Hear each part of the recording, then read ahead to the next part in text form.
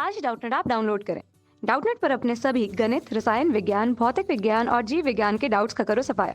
बस प्रश्न की फोटो खींचो, एक ही प्रश्न को क्रॉप करो और तुरंत वीडियो सोल्यूशन पाओ। अभी डाउनलोड करें। दिए गए प्रश्न पूछा गया है कि यदि एक वस्तु के ताप में वृद्धि की जाती है तो इसी ताप में वृद्धि को, जहां यदि वो किसी एक निश्चित पैरामीटर से या पैमाने से की गई हो, तब ताप में वृद्धि को हमें फ़ारेनहाइट स्केल पर तथा उसी तापमान में वृद्धि को हमें केल्विन पैमाने पर दर्शाना है। इसके लिए सबसे पहले यदि हम पैमानों की बात करें तो पैमाने के लिए सबसे पहले हम सेल्सियस पैमाने को लेते हैं। सेल्सियस पैमाना, सेल्सियस पैमाने के अंतर्गत हम इनमें अंतरों को स्पष्ट करेंगे, जहां सेल्सियस पैमाने को यदि हमें फ़ारेनहाइट में चेंज करना है, फ़ारेनहाइट पैमाने पर बदलना है। तीसरी स्थिति जब उसे हमें केल्विन पैमाने पर बदलना है, केल्विन पैमाना। सभी के मात्रकों के अनुसार इसे हम डिग्री सेल्सियस, डिग्री फ़ारेनहाइट तथा केल्विन पैमाने पर बदलते हैं।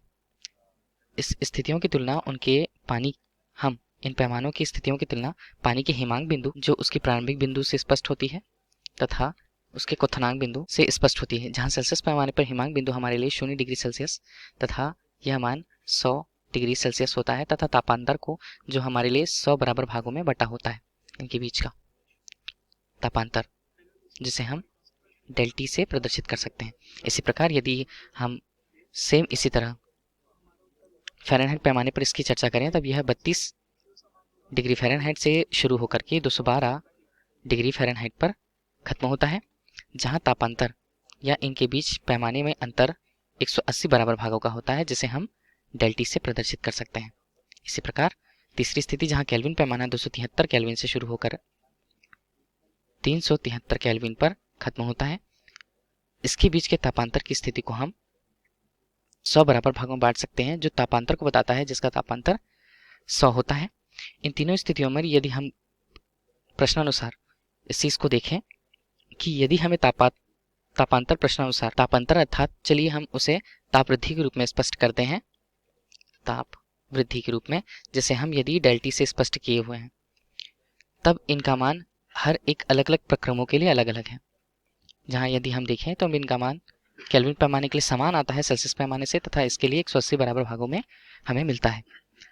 तापांतर पैमाने को हमें स्पष्ट करना है, जहां इनके रूपांतरण के क्रम में, रूपांतरण के अनुसार इनका मान हम यदि देखें तब C-0, जो 0 से शुरू होता है, तथा इनके बीच का अंतर 100 रूप में प्रस्तुत होगा, जहां फ़ारेनहाइट के लिए इसी चीज की तुलना हम F-, क्योंकि वो 32 डिग्री फ़ारेनहाइट से शुरू होकर के 212 डिग्री फ़ारेनहाइट पर 180 बराबर भागों में बढ़ता है, हमने उसे लिखा। निश्चित पैमाने पर यहाँ भी हमने 273 से, क्योंकि ये शुरू हुआ है, माफ कीजिएगा, K-273 और 100 बराबर भागों में अगर वो बटा हुआ है, तब तापांतर को इस स्थिति पर हम जहां तापांतर पैमाना हमारे लिए केवल सेल्सियस एवं फ़ारेनहाइट के लिए यदि हम चर्चा करें, तब इसका मान C/100 बराबर F ऋणात्मक रूप से 32 के साथ 180 बराबर भागों में स्पष्ट होता है। यदि हम तापांतर को इसी क्रम में देखें, तब यह तापमान में परिवर्तन फ़ारेनहाइट डिग्री पर यह 180 का वहां पर गुणा होने से 180 डिग्री फ़ारेनहाइट के रूप में स्पष्ट होगा। इसी तरह यदि हम इन दोनों स्थितियों की बात करें, जहां इसे हमें डिग्री सेल्सियस को केल्विन पैमाने पर बदलना है, तब इसके लिए हमारे लिए सूत्र होता है C/100 बराबर K-273, जिसे यदि हम ले ले तापांतर के अंतर के अनुसार यह 100 को बताता है। इस स्थिति पर हम तापमान में परिवर्तन केल्विन पैमाने पर 100 केल्विन लेते हैं, क्योंकि इनके बीच तापांतर का मान 100 है और इस स्थिति पर तापमान का मान 180 केल्विन है।